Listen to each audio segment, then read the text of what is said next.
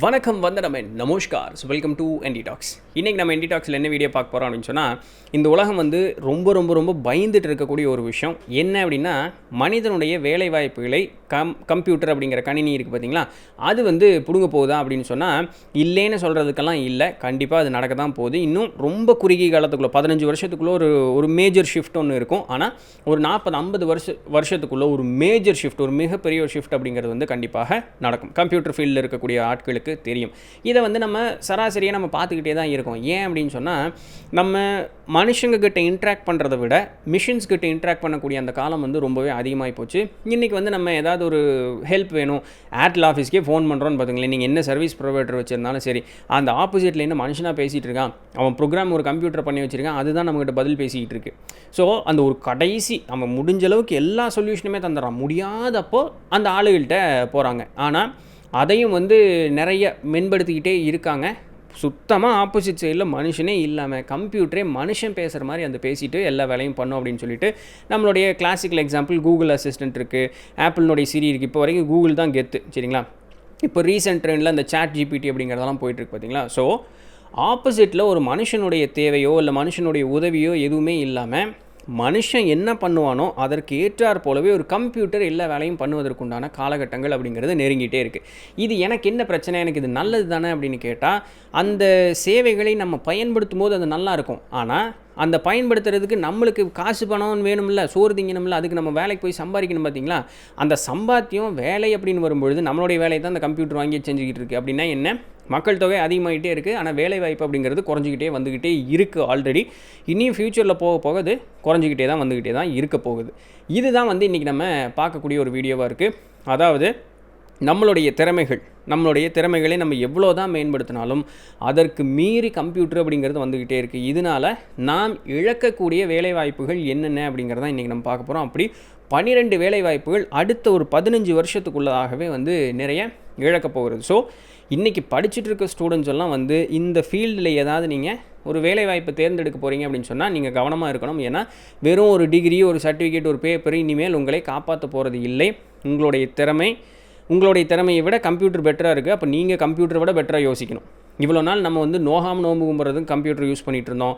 இன்றைக்கி கம்ப்யூட்டரை விட நொந்து வேலை செஞ்சால் தான் நம்ம பொழப்புக்கே உண்டான ஒரு காலம் இருக்க போகிற ஒரு சூழ்நிலைக்கு நம்ம வந்துட்டோம். ஆல்ரெடி வந்துக்கிட்டு இருக்கோம், இனி வந்துடும்.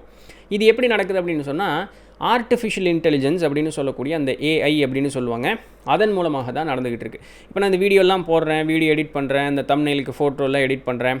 ஜஸ்ட் ஒரு வருஷம் கூட, ஒரு வருஷத்துக்கும் குறைவான ஒரு டைமுக்கு முன்னாடி பார்த்தீங்க அப்படின்னு சொன்னால், இப்போ நான் என்னோடய பேக்ரவுண்டெல்லாம் எதுவும் இல்லாமல் என்னுடைய உருவம் மட்டும் இருக்கிற மாதிரி அதை அந்த இமேஜை செலக்ட் பண்ணுவோம். அந்த செலக்ட் பண்ணும்பொழுது பார்க்கும்பொழுது நம்ம அந்த பென் டூலு அந்த மாதிரி நிறைய டூல்ஸ் இருக்குது, செலெக்ஷன் டூலை பொறுமையாக அது புளிப்புளியாக வச்சுக்கிட்டே செலக்ட் பண்ணிக்கிட்டே இருக்கணும். நேரம் எடுக்கும். நம்ம தப்பாக பண்ணோம் அப்படின்னு சொன்னால் கச்சமுச்சான்னு இருக்கும். இன்றைக்கி என்ன பண்ணணும் தெரியுமா, ஃபோட்டோஷாப்பில் போய்ட்டு நான் இமேஜ் எடுத்துகிட்டு சப்ஜெக்ட் செலக்ட் பண்ணேன்னா போதும், அதுவே எனக்கு ஒரு அவுட்லைன் கொடுத்துரும். மைனர் கரெக்ஷன்ஸ் மட்டும் நான் பார்த்தா போதும். லைட் ரூமில் அந்த கலர் எடிட்டிங்கு அது எல்லாமே இருக்குது. என்னை மட்டும் செலக்ட் பண்ணும், சப்ஜெக்ட் அதை மட்டும் செலக்ட் பண்ணால் செலக்ட் பண்ணும், பேக்ரவுண்டை செலக்ட் பண்ணால் செலக்ட் பண்ணும், ஸ்கை இருக்கு இல்லையா வானம், அதை மட்டும் செலக்ட் பண்ணால் செலக்ட் பண்ணும். இதெல்லாம் எப்படி நடக்குதுன்னா, இந்த இமேஜ் ப்ராசஸிங் அப்படிங்கிறத வச்சு கம்ப்யூட்டர் தானாகவே கண்டுபிடிக்குது. நம்ம மனுஷன் எப்படி வேலை செய்யுமோ, இதை வர்றா இதெல்லாம் மனுஷன் மூஞ்சி, இதை வர இது உடம்பு, இது வரைக்கும் அவனுடைய பார்டர் இருக்குது, இதெல்லாம் அவன் உடம்பை தவிர்த்து விற்று இருக்கிறது, இதெல்லாம் வானம், எல்லாமே கம்ப்யூட்டர் பண்ணிகிட்டு இருக்குது. அது இன்னும் 100% வரல, ஆனால் 100%த்திற்கு நெருங்கிட்டு இருக்குது. இது எப்படி நெருங்குதுன்னா, கம்ப்யூட்டராக ஒன்றும் பண்ணுறதில்ல, நம்ம தான் பண்ணுறோம். எதுக்கு, என்னுடைய கஸ்டமருக்கு நான் பெட்டர் சர்வீஸ் கொடுத்தேன் அப்படின்னு சொன்னால் அவன் என்னை நாடி வருவான் அப்படிங்கிறதுக்கு. ஆனால் இதுலேயும் மனுஷன் தனக்கே ஆப்பு வச்சுக்கிறதுக்கு ஒரு முயற்சி பண்ணிகிட்டு இருக்கான். என்னென்னா, கம்ப்யூட்டருக்கு நான் சொல்லி செய்யணும்னு அவசியம் இல்லை, அதுவாகவே தன்னுடைய அறிவை வளர்த்திக்கிட்டு அதுவாகவே என்னை மாதிரி சுயமாக சிந்திச்சு அதுவாகவே ஒரு வேலையை பண்ணட்டும் அப்படின்னு ஒரு இடத்துக்கு போயிடுவானுங்க. அப்படி பார்க்கும்பொழுது இந்த டெவலப் பண்ணுறான் பாருங்கள், கோட் டெவலப்பரு, அவனுக்கே ஒரு கட்டத்தில் தேவையில்லாமல் போயிடும். ஸோ அப்படிப்பட்ட ஒரு சூழ்நிலையில் வந்துட்டு இருக்குது. இதுக்கு பேர் என்னென்னா RPA அப்படின்னு சொல்லுவாங்க, ரோபோட்டிக் ப்ராசஸ் ஆட்டோமேஷன் அப்படின்னு சொல்லக்கூடிய அந்த ஒரு விஷயம். இது என்ன பண்ணுது அப்படின்னு சொன்னால், எல்லா வேலையுமே மனுஷன் எப்படி செய்வானோ அத்தனை வேலைகளுமே அந்த கம்ப்யூட்டர் செய்கிறதுக்கு உண்டான அந்த வேலைகளுக்கு ஈடுபட்டு வந்துட்டுருக்கு. இன்றைக்கி அது இந்த ரோபோட்ஸு இல்லை சாஃப்ட்வேரு அந்த மாதிரி ஏதோ ஒரு சில வேலைகள் மூலமாக அது நடந்துக்கிட்டு தான் இருக்குது. நம்மளும் அதுக்குண்டான முயற்சிகள் இருந்துக்கிட்டே தான் இருக்கும். இன்னும் ஒரு 15 வருஷத்துக்குள்ளதாக, அதாவது ரிசர்ச்சின் படி பார்க்கும்போது இன்னொரு 15 வருஷத்துக்குள்ளதாக 40% உண்டான மனித இன்டர்வென்ஷன்ஸ் இருக்கு இல்லையா, மனித ஈடுபாடு அப்படின்னு சொல்லக்கூடிய இன்டர்வென்ஷன்ஸ், அது எல்லாமே 40% குறைஞ்சி போயிடும் 15 வருஷத்துக்குள்ளதாக. ஸோ மனுஷன் செய்ய வேண்டிய வேலைகளில் 40% கம்ப்யூட்டரே எடுத்து செய்ய போகிறது வெறும் 15 வருஷத்துக்குள்ளதாக. அடுத்த வருஷம் 2024க்குள்ளதாக 69% பார்த்தீங்கன்னா இந்த கஸ்டமர் சப்போர்ட்னு சொல்லக்கூடிய அந்த யாராவது ஒரு மேனேஜர் மாதிரி உட்காந்துட்டு வேலை செய்டான்னு சொல்லிட்டு இருந்தால் பார்த்தீங்களா, 69% அது குறைய போகிறது. ஸோ எல்லாமே கம்ப்யூட்டரைஸ்ட் ஆக போகிறது. ஏன்னா அந்த ஏற்கனவே பார்த்த மாதிரி ஆப்போசிட்டில் மனுஷன் தான் பேசுகிற மாதிரி இருக்கும், ஆனால் மனுஷனாக இருக்க மாட்டான், எல்லாமே கம்ப்யூட்டர் தான் இருக்கும். இப்படி 12 வேலை வாய்ப்புகள் நமக்கு என்னெல்லாம் போக போகுது அப்படின்னு சொல்லி பார்க்கும்போது, ஃபஸ்ட்டு விஷயம் கஸ்டமர் சர்வீஸ் எக்ஸிக்யூட்டிவ்ஸ். நம்ம பிபிஓன்னு சொல்லிட்டு ஒரு 15-20 வருஷமாக இந்தியாக்காரனை பிடிச்சி வாங்கன்னு வாங்கிட்டு நைட் ஷிஃப்ட்டுன்னு சொல்லி நம்ம உடம்புக்கு எடுத்துக்கிட்டு இருக்கான் பார்த்தீங்களா, அந்த வேலை வாய்ப்பு முழுசுமே நம்மளை விட்டு போயிடும். ரொம்ப குறுகிய காலத்துக்குட்டுகளை நடக்கலை அப்படின்னு சொன்னாலுமே அதான் சொன்ன மாதிரி ஒரு 40-50 வருஷத்துக்குள்ளே கண்டிப்பாக அது நடந்துடும். ஸோ ஆப்போசிட் நீங்கள் ஒரு ரிசர்வேஷன் பண்ணணுன்னாலும் சரி, இல்லை ஒரு ப்ராடக்ட் வாங்கிட்டு அதுக்கு ஏதாவது ஒரு இஷ்யூனாலும் சரி, அந்த இஷ்யூக்கு அழகாக எந்த விதமான பிரச்சனையும் இல்லாமல் நீங்கள் சத்தமே போட்டாலும் திட்டுனாலும் உங்கள் மேலே திருப்பி கோவப்படாமல் அன்பாக பாசமாக கம்ப்யூட்டர் ஆப்போசிட்டில் உட்காந்து பேசிகிட்டு இருக்கும், மனுஷன் இருக்க மாட்டான். ஸோ எல்லா பிரச்சனைகளுக்கும் உங்களுக்கு அருமையான ஒரு சொல்யூஷன் அப்படிங்கிறது கிடச்சிரும். கஸ்டமர் சர்வீஸ் எக்ஸிக்யூட்டிவ்ஸ் அப்படிங்கிற உங்களுடைய வேலை இன்னும் ஒரு 40-50 வருஷத்துக்குள்ளே முழுசாகவே போயிடும். நீங்கள் என்ன கேட்டாலும் அது அருமையாக பதில் சொல்லிகிட்டே வந்துடும். இரண்டாவது வேலை book keeping and data entry. நம்ம ஏதாவது ஒரு டேட்டா நம்மகிட்ட கொடுத்துட்டா அதை நம்ம டேட்டா ஃபீட் பண்ணுறதுக்குன்னு ஒரு ஆளை வச்சுருப்பாங்க. எல்லா ஆர்கனைசேஷன்லையும் எல்லாத்துலேயும் இருக்கும். இன்றைக்கி அதையும் வேலையை குறைச்சிட்டு என்ன பண்ணிடுறாங்க, சாஃப்ட்வேர்ஸ் இருக்குது. ஆமாம், நீ டேட்டா இது பண்ண அப்படின்னு சொன்னால் அது பாட்டுக்கு டேட்டா பேஸில் போய் உட்காந்துருது. இந்த அனலிட்டிக்ஸ்னு ஒரு ஃபீல்டு இருக்குது. அந்த ஃபீல்டில் பார்த்திங்கன்னா இப்போ நம்ம யூடியூப் பார்த்துட்டு இருக்கும்போது ஒரு சர்வே அது கேட்கும். அந்த சர்வே கொடுக்குற அந்த இதெல்லாம் பார்த்தீங்கன்னு வச்சிங்களேன், யார் தனியாக உட்காந்து டைப் பண்ணிகிட்டு இருக்கா, நம்ம டேட்டா கொடுக்குறோம், அது அழகாக போய் அந்த இடத்துல அந்த டேட்டா பேஸில் போய் உட்காந்துக்கும். பின்னாடி பார்க்கலாம் அந்த டேட்டா என்ட்ரி அந்த அனலிட்டிக்ஸ் வேலையும் கம்ப்யூட்டர் தான் இன்றைக்கி ஃபுல்லாக பார்த்துக்கிட்டு இருக்கு. ஸோ எந்த டேட்டாவையும் ஒன்று வாங்கி அது போய் ஸ்டோர் பண்ணுறதுக்கு மனுஷன் அப்படிங்கிற ஒருத்தன் தேவையில்லை. எனக்கு தெரிஞ்சு இப்போ ஆல்மோஸ்ட் முடிஞ்சு போச்சு. அந்த இதில் 90% கம்ப்யூட்டர் தான் இருக்குது. தனியாக ஒரு மனுஷன் உட்காந்து லோட்டுன்னு தண்டிகிட்டு இருக்கணும்னு ஒரு அவசியம் இல்லை. இன்றைக்கும் நம்ம பழைய காலம் மாதிரி அந்த லெஜரில் எழுதிட்டு நோட்டு புக்கில் எழுதுறத நம்ம என்ட்ரி பண்ணிகிட்டு இருக்கோம். அதை தவிர்த்து ஆட்டோமைஸ்டு இன்ஸ்டிடியூஷன்ஸோ மேனுஃபேக்சரிங் யூனிட்ஸோ ஏகப்பட்டது இருக்குது. அங்கே ஹியூமன் இன்டர்வென்ஷனே கிடையாது, எல்லாமே கம்ப்யூட்டர் தான் வேலை செஞ்சுக்கிட்டு இருக்குது. ஸோ இந்த book entry book keeping data entry எல்லாம் நம்மளுக்கு வேலை சீக்கிரம் போயிடும். அந்த இருக்கக்கூடிய சொச்ச வேலையும் சீக்கிரம் போயிடும். மூணாவது ரிசப்ஷனிஸ்ட். நேரில் போய் பார்க்கும்பொழுது தான் இப்போதைக்கு நம்மளுக்கு ரிசப்ஷனிஸ்ட் தேவை. ஃபோன் பண்ணி பேசும்பொழுது நம்மளுக்கு தேவையில்லை. சொன்ன மாதிரி கூகுள் அசிஸ்டன்ஸ், இந்த ஹலோ கூகுளா, ஹே கூகுளா, அதை கூப்பிட்டு சொல்லிவிட்டு இந்த பர்ப்பா இந்த தேதியில் எனக்கு ஒரு அப்பாயின்மெண்ட்டை புக் பண்ணு, இல்லை அந்த ஹோட்டலில் டேபிள் புக் பண்ணு அப்படின்னு சொன்னால் அழகாக அந்த ஆப்போசிட்டில் இருக்கிற ஆளு கூட பேசி புக் பண்ணிடுது. இதில் என்ன பியூட்டினா, அந்த ஆப்போசிட்டில் இருக்கக்கூடிய கம்பெனிக்காரனும் அந்த கம்ப்யூட்டர் ஆக்டிவேட் பண்ணி வச்சான்னு வைங்க, கம்ப்யூட்டரும் மனுஷனும் பேசுகிற மாதிரியே பேசுதுங்க. சுந்தர் பிச்சை அது பண்ணி காமிச்சார். அப்போது இது மேலே மேலே மேலே மேலே வளர்த்தி கொண்டு வந்துக்கிட்டே இருக்காங்க.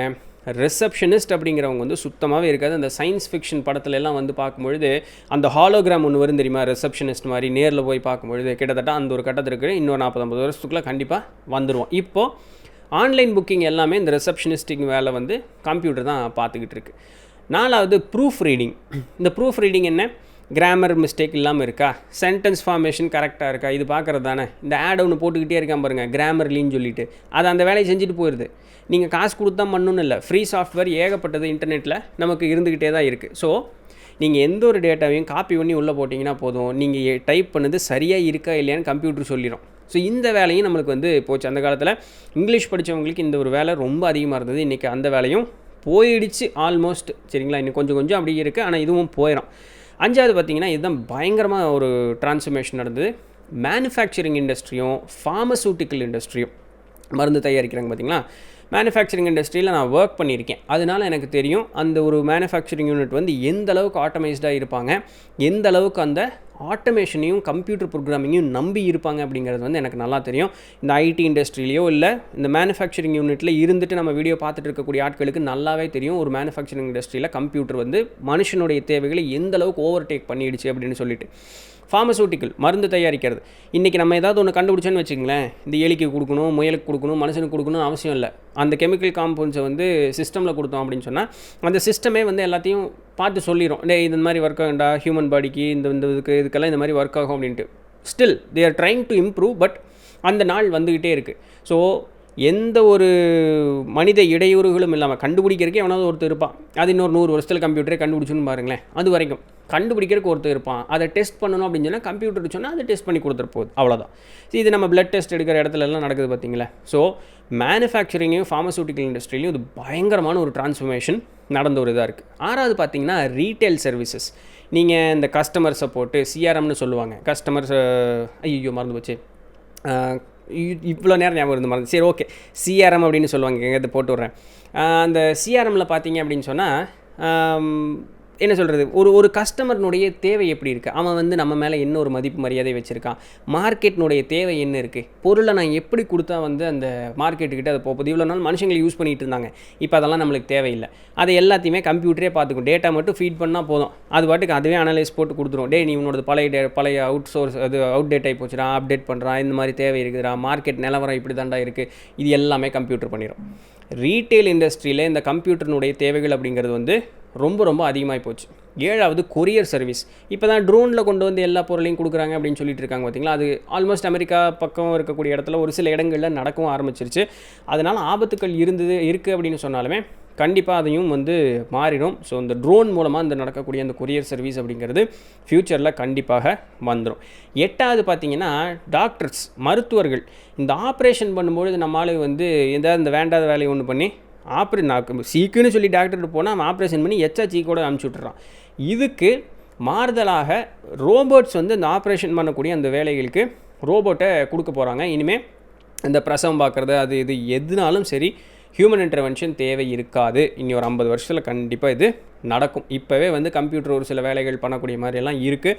பட் ஃபுல் ஃப்ளெஜ்டாக ரோபோட்டே அந்த ஆப்ரேஷன் பண்ணக்கூடியது, அந்த மாதிரி எல்லா வேலைகளுமே ரோபோட்ஸ் பண்ணிடும். 9வது சோல்ஜர்ஸ், போர் வீரர்கள்.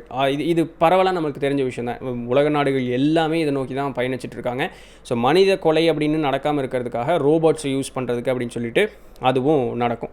10வது பார்த்தீங்கன்னா டாக்ஸி டிரைவர்ஸ், பஸ் டிரைவர்ஸ் எல்லாம் இருக்காங்க பார்த்தீங்களா. அமெரிக்காவில் பார்த்தீங்கன்னா 1.7 அமெரிக்கன் ட்ரக் டிரைவர்ஸ்க்கு அடுத்த ஒரு 10 வருஷத்தில் வேலை போயிருமா. அதாவது 17 லட்சம் ட்ரக் டிரைவர்ஸ்க்கு. காரணம் என்னென்னா ஃபுல் ஆட்டோமேஷன். ஸோ இப்போ டெஸ்லாக்காரங்க காரெல்லாம் ஃபுல்லி ஆட்டோமைஸ் பண்ணிட்டாங்க. சின்ன சின்ன பிரச்சனைகள் இருந்தாலும் கூட ஃபுல்லி ஆட்டோமைஸ்ட் பண்ணிட்டாங்க. ஸோ அது கேப் டிரைவர்ஸ், ட்ரக் டிரைவர்ஸ், அதை பஸ் ஓட்டக்கூடிய ஆட்களுக்கு எல்லாமே இது நடந்துக்கிட்டே தான் இருக்கும். 11வதும் முக்கியமானதுமாக மார்க்கெட் ரிசர்ச் அப்படின்னு சொல்லக்கூடியது. நம்மளுடைய டேட்டா இந்த மொபைலு, இந்த டிஜிட்டல் உலகத்தில் எல்லாமே எப்படா என்னுடைய தகவல் உனக்கு தெரியுது அப்படின்னு கேட்டால் அதுதான் இந்த மார்க்கெட் அனலிஸ்டினுடைய வேலை. டேட்டாவை தூக்குவாங்க, போடுவாங்க, இவன் இதை தாண்டா தேனை, நீங்கள் ஏதோ ஒன்று சம்மந்தமெல்லாம் தேடி இருப்பீங்க.